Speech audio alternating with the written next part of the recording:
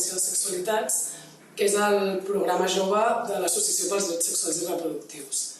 Amb aquest vídeo us volem presentar una mica la feina que hem fet, les aportacions que hem fet en el programa Coeduca't, basant-nos en la feina que fem en el dia a dia i la perspectiva des de la qual partim per desenvolupar-la. L'associació té com a finalitat principal la defensa, la protecció i la garantia efectiva dels drets sexuals i reproductius per tota la població. I és precisament aquest, un dels drets sexuals i reproductius, el dret a l'educació sexual. Per nosaltres, l'educació sexual l'entenem des d'una perspectiva integral.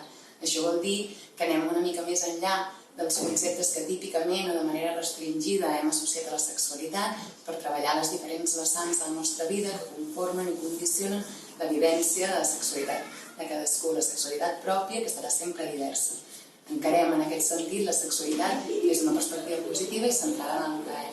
I importantíssim viure de qualsevol tipus de violació, discriminació o qualsevol altra forma de violència. I per poder incorporar i aterrar l'educació sexual integral a l'àmbit escolar, hem creat un contingut que es divideix en 6 eixos. Alguns d'ells serien vincles i comunitats, salut o plaers imaginaris i desitjos sexuals. A més, aquest contingut és de caràcter progressiu i s'inicia a la primera infància, a infantil, i va progressivament fins a l'últim curs de l'ESO. Per poder-lo elaborar hem tingut com a referència els estàndards internacionals, però també hem comptat amb col·laboracions de mestres que ens han ajudat a adequar l'aprenentatge a les edats específiques per poder saber quines actituds o habilitats, quin context es troba a cada edat, i també hem comptat amb la col·laboració d'entitats que treballen per l'educació sexual. Per acabar de complementar tots aquests continguts, també hem presentat una sèrie de propostes d'activitat en cadascun d'aquests eixos i en cadascuna d'aquestes etapes educatives que puguin servir d'exemple per tots els equips docents per començar a treballar en la línia dels materials.